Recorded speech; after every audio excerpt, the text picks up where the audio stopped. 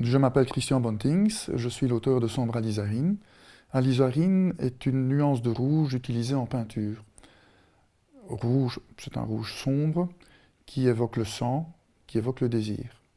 Sombre Alizarine est un récit construit comme un suspense, mais également un récit choral, dans le sens où plusieurs personnages se croisent et sont mêlés à des événements qui peuvent bouleverser l'histoire du monde.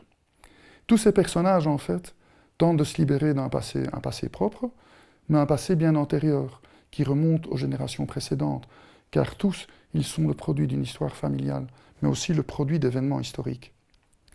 Et c'est dans ce cadre-là que se déroule donc Sombre Alizarine.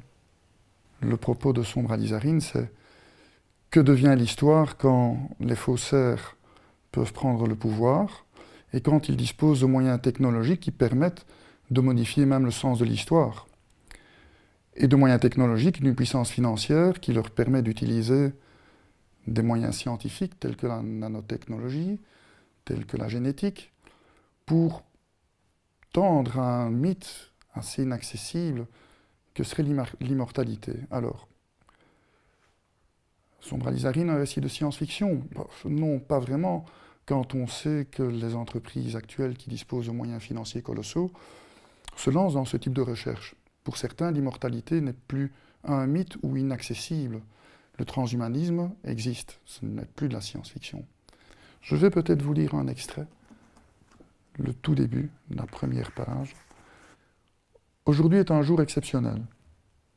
Je naviguais près d'une côte lorsqu'un homme est monté à bord de mon voilier. Il sortait de la mer, un homme unique. Il m'a raconté des histoires fabuleuses. Il connaît tous les récits du monde depuis les origines. Il m'a demandé si j'avais vécu des journées hors du commun. Alors je lui ai raconté ma journée d'hier.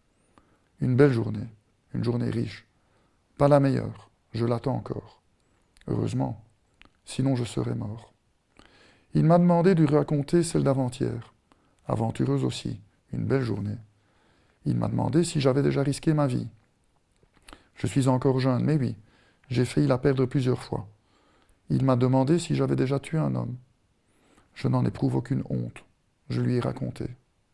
Il a écouté, puis il a tout répété à sa manière. Une épopée. Je lui ai demandé son nom. Il a plissé le front.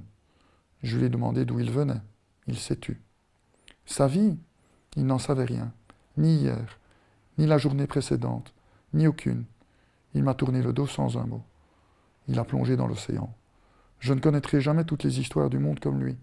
Mais moi au moins, je saurai qui je suis, où je serai mort. Une belle mort, j'espère. Pink.